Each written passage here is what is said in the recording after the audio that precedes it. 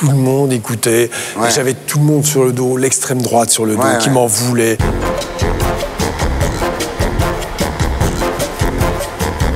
Docteur Spitz, bienvenue sur le plateau de Tout le monde a parlé. Vous êtes né le 4 juillet 1950 à Besançon, dans le Doubs. Oui.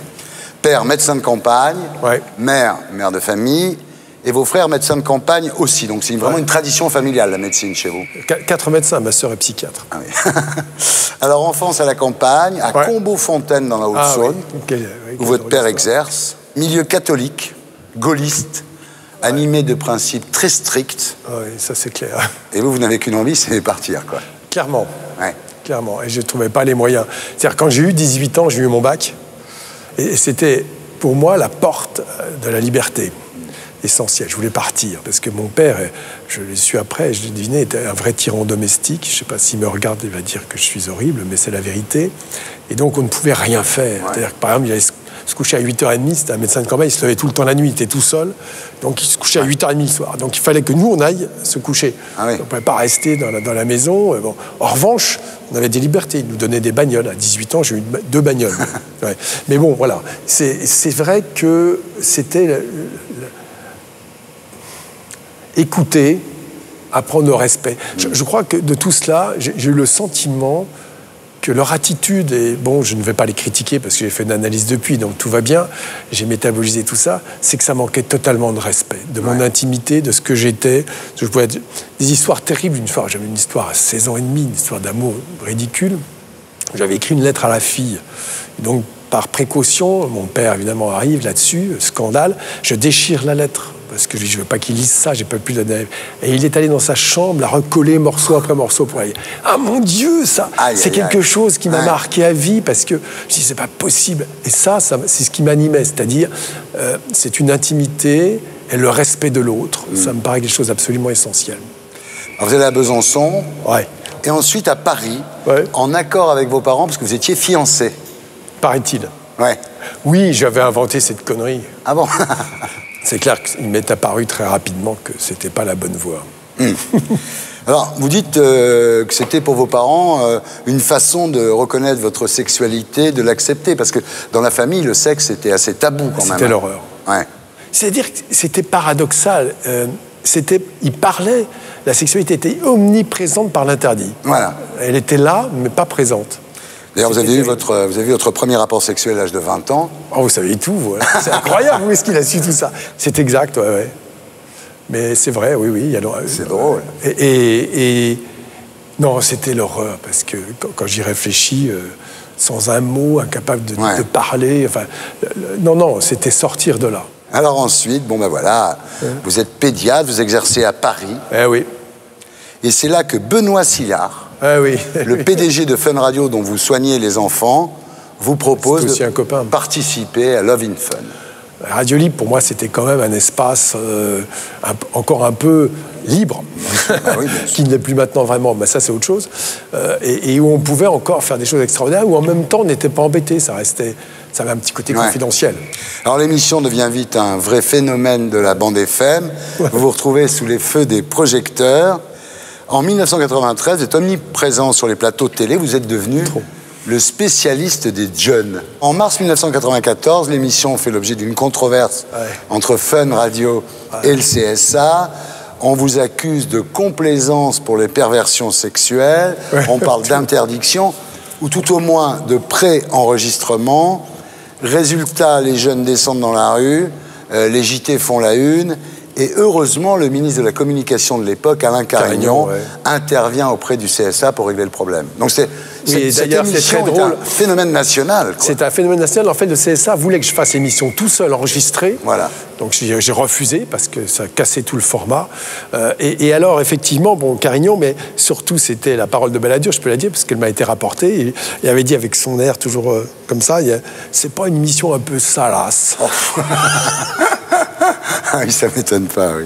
C'était très drôle. Alors après cet épisode, l'émission continue, donc, mais avec une audience encore plus forte, évidemment, parce que tout le monde... Là, c'était regrettable, parce que là, il y avait trop de publicité. C'est une mission pour les jeunes qui restait confidentielle, avec quelques personnes. Là, tout le monde écoutait. J'avais tout le monde sur le dos, l'extrême droite sur le dos, qui m'en voulait, qui badigeonnait mes murs. Alors, c'était You Don't House, les trucs horribles. Bon, bref, des attaques, même des menaces par téléphone, parce que j'étais devenu le diable. Le Pen disait oui, des jeunes nous rejoignent dans ce mouvement, c'est à cause d'eux, parce que finalement, c'est tellement horrible ce qu'ils font. Voilà. Alors, bon, c'est ça qui était complètement ridicule, alors que jusque-là, on avait été une bonne audience suffisante de jeunes pour eux. Voilà. Alors, la télé, vous ouvrez les portes avec l'émission Chez la Watt, ce qui veut dire lâche-toi, en fait. Hein? Donc c'est ce que m'avait dit Denisot quand il m'avait interviewé. Il m'a dit votre émission chez Watt, c'est une émission sur les paix. Bon, j'ai eu envie de lui dire vous n'avez pas fait votre dit, vous êtes resté à la Stade Anal, c'est très bien. Pourquoi pas. Je ne l'ai pas dit, mais bon, c'était très drôle. Chez la Watt, ça n'a pas eu un succès énorme quand même. Une audience pas considérable, probablement pas assez de travail, je crois, d'une part de ma part, je le reconnais. Et de la production. Et puis la production qui était interne à France Télévisions. Alors là, Édouard Balladur, on vous demande de faire partie du comité chargé de mettre en œuvre sa consultation nationale des jeunes, dit comité Balladur. Il y a eu un véritable engouement, 1 600 000 réponses. Et surtout, ce que j'avais demandé, moi, personnellement, c'est qu'il y avait des questions fermées, donc ça, c'est peu intéressant, un peu beaucoup à la folie, pas du tout. Donc ça, on sait très bien ce que ça veut dire, pas grand-chose. En revanche, il y avait une page entière avec 3 chapitres où ils exprimaient ce qu'ils voulaient. Et donc, ça avait été analysé par un mathématicien psychanalyste, ça existe, et qui avait donc, finalement, dans la conclusion, fait un panorama de cette jeunesse qui était 5 groupes. Des plus autonomes, qui effectivement allaient faire la société de demain qui allait dominer, à ceux qui étaient complètement dépendants. Et ce qu'on en retenait, c'est que finalement, c'était pas trop dépendant de l'origine. C'est qu'il y avait des gens très responsables. Alors, ça a été intéressant. En même temps, on va dire c'est le mauvais choix parce que Balladur, bien sûr, n'a pas été élu. Il pensait que les jeunes allaient le rejoindre. C'est Chirac. Donc, à partir de là, ce rapport, qui avait coûté une fortune, a été mis au panier pendant de nombreuses années jusqu'à ce que Jospin revienne ou le ministre de la Jeunesse et des Sports, qui était communiste, reprenne les quelques idées qui étaient quand même très intéressantes. En tout cas, par exemple, une réalisation qui s'est faite, c'est le Fil Santé Jeune à cette occasion, qu'on a réussi à monter en 3 mois et qui a toujours le même succès actuellement, qui est ce numéro de téléphone vert, gratuit et anonyme, où tous les jeunes peuvent téléphoner et tombent sur des adultes qui discutent avec eux, qui leur donnent des réponses. Il y a quelques réalisations comme ça. Bon, après, vous avez fait tout ça pour pas un rond en plus? Ah non, gratuit. Je le revendique. Sauf que quelquefois, j'étais invité dans le ministère, on me servait un repas. J'ai pu voir ce qu'était... les ors de la République. Voilà, c'est vrai que même dans les grands restaurants, vous n'avez pas autant de gens pour vous servir. C'est sûr. Enfin, ça vous a fait du tort, quand même, participer. Vous dites Balladur, ça m'a plombé. Carrément, oui, bien sûr, évidemment, tout de suite. Mais cela dit, bon, il y a quelque chose qui pouvait tout à fait être opposable. Je fais de la radio, je n'avais pas à mettre le petit doigt dans le grenage politique. Et je ne m'en suis pas rendu compte, en fait. Mais on a voulu m'utiliser. Et puis après, bon, évidemment, il y a eu les remontées de Chirac dans les sondages, donc des manipulations diverses. Et là, je me suis dit, franchement, si c'est ça la politique, je n'en ferai jamais de ma vie. Alors voilà, mais à l'époque, vous êtes très connu. Quelles ont été les réactions de votre entourage, c'est-à-dire votre père, justement? Comment est-ce qu'il vit votre succès médiatique? Il ne m'en a jamais parlé, sauf à faire le doc. Ah oui. C'était un vieux monsieur maintenant. Bon, pour lui, il ne veut pas en parler parce que c'est pas... Votre mère, elle était contente? Non, du tout. Il m'a jamais parlé. La bonne catholique, ça, vous rigolez.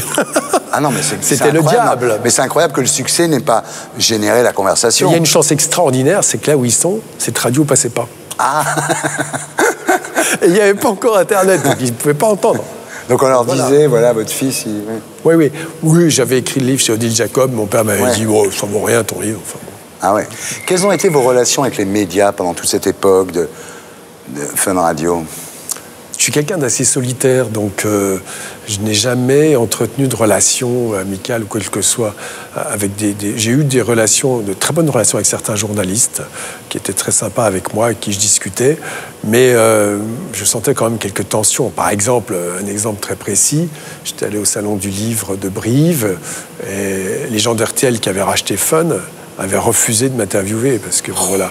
Vous avez gagné de l'argent en faisant Love in Fun? Du tout. Ah bon? Ah non. Je vais vous dire très honnêtement, ma plus haute paye a été été de 4 500 € par mois. Ah oui, alors oui. que vous faisiez une audience incroyable. Ah oui, tout à fait. Non, mais je revendique ça. Je revendique. Mais en même temps, et ça venait compenser le travail que je ne pouvais pas faire en tant que médecin. Ouais. Donc je n'ai jamais gagné beaucoup d'argent, non. Non, mais en même temps, ça vous apportait des clients dans votre cabinet. Du tout. Ah J'en bon perdais énormément. Ah bon? Ah bah oui, je n'étais pas disponible, vous rigolez. Puis il y a ceux à qui ça ne plaisait pas. Ce que je peux tout à fait comprendre. C'est pas du tout le même personnage. Vous savez, quand on est dans une relation avec des patients très directs, ils aiment la confidentialité, ils aiment le secret. Et puis le médecin, bon, moi je me rends compte plus maintenant, c'est quelqu'un d'important pour eux. Alors bon, important dans le sens, voilà, quelqu'un de référence qu'ils vont voir pour avoir un avis et demander des conseils. Donc à partir du moment où j'étais dans une espèce de rigolade, entre guillemets, même si moi je restais sérieux, ça ne passait plus. Ah oui. Est-ce que cette célébrité vous a au moins rapporté un grand amour? Je me suis marié, oui, à ce moment-là. 3 enfants. Grand amour. Oui, on a divorcé, on revit ensemble. Ah bon? Oui, mais c'est vrai parce qu'en fait, mariage, je suis contre le mariage. Ouais. Je ne critique pas les gens qui se marient, je trouve ça tout à fait bien. Mais le mariage me donne des malaises. Enfin, la cérémonie en elle-même me dit qu'est-ce que je fous là? Oui. C'est pas de la faute de la personne avec qui je suis, ça n'a rien à voir. Je pense que j'ai une aversion totale pour le mariage. Donc, bon, je trouve pour des raisons diverses, on a divorcé, puis on revient ensemble à nouveau. Tout va bien. Alors, mon père m'a dit, mais qu'est-ce que tu fais là? Je dis, mais attends. C'est toujours pas réglé le problème. Hein. Pas vraiment, mais bon, il est tellement vieux, le pauvre, il a 85 ans, il a été très malade, il va mieux. Voilà, donc il me dit, ouais, tu m'appelles pas souvent, tu viens pas me voir. Bon, j'essaie d'y aller le plus possible, mais pas assez, c'est vrai. C'est ça ce que je regrette en ce moment, c'est effectivement d'être tellement pris dans mes activités. Ouais. Il faut profiter de ses parents, bien sûr. Non, je leur dois quelque chose. De voir, c'est déaberrer, de voir de quelqu'un, et c'est absolument essentiel. Ce n'est pas pour moi, c'est pour eux. Quel était le meilleur moment de toute cette époque? Quand j'étais seul. Mais c'est vrai, mais je me rends compte que j'ai un goût extraordinaire pour la solitude, ce que me reproche ma femme, qui m'accompagne maintenant. C'est très à la mode. Je dis plus ma femme, je dis ma compagne, puisqu'on est divorcés. Tout le monde dit ça, oui. Et le pire moment de toute cette époque? Finalement, cette affaire du CSA, parce qu'à partir de là, tout a été faussé. Ouais. J'ai été agressé. J'ai fliqué. Ouais. C'était l'horreur. Ouais. Et là, je pense que... En plus, c'était pas mérité. Quand j'ai commencé ça, je pensais que ça resterait quelque chose de confidentiel. Les radios libres, à ce moment-là, vous vous souvenez? C'était quand même pas, bon, voilà, c'est pas les radios de maintenant. Quoique maintenant, il y a une telle uniformité de ton que je trouve ça consternant. C'est extraordinaire. Mitterrand crée la radio libre, et finalement, peut-être ce que l'on voit maintenant, c'est qu'elles sont complètement avalées par des groupes financiers et qu'il y a une uniformité de ton qui est consternante. Alors, en 1996, votre partenaire Diffoul quitte Fun Radio. Problème avec la direction? Du tout. Sombre manipulation du PDG Skyrock qui l'a dévoyé. Il s'engueulait avec Benoît Sillard, ça c'est tout à fait vrai, parce que l'autre ne savait pas comment faire pour dégommer Fun Radio, donc elle est allé le chercher, et lui y est allé. Voilà. Bon, bah très bien, c'est comme ça, de toute façon. Alors vous ferez équipe avec Jessica Fallour, Arnold, Miguel... Ça marchait tout aussi bien, d'ailleurs. Ouais. En audience, mais le charme est un peu rompu quand même, non? Le charme... Diffoul n'avait pas son égal il a un vrai talent là-dessus. Ouais. Dans la déconnade, entre guillemets, il a une vraie activité, donc c'était très bien. Mais les autres, c'était pas mal non plus, un autre genre. Mais... Bon, ce qui était recherché là, c'était effectivement la décontraction, mais maintenant je le sais, 15 ans après, puisqu'ils viennent m'en parler. Ils cherchaient des réponses quand même, et qui ne concernaient pas que la sexualité. Puisque j'ai le retour gratuit, qui n'a rien à voir avec mais quand on vous le dit chaque semaine... Parfois, plusieurs fois par jour, vous dites, bon, si on vous le dit une fois tous les 6 mois, bon, ok, d'accord. Mais régulièrement, donc c'est ça qui est intéressant. C'est une importance sociale, sociétale. Qui n'a pas été renouvelée depuis. Oui, c'est clair, c'est clair. Mais parce que, bon... Parce que c'est Bertelsmann qui dirige maintenant. Voilà. Moi, bien sûr. Et puis les autres aussi, c'est pareil. Et ils sont complètement coincés là-dedans. Alors aujourd'hui, vous êtes nostalgique de l'époque de Fun? Non. Pas du tout?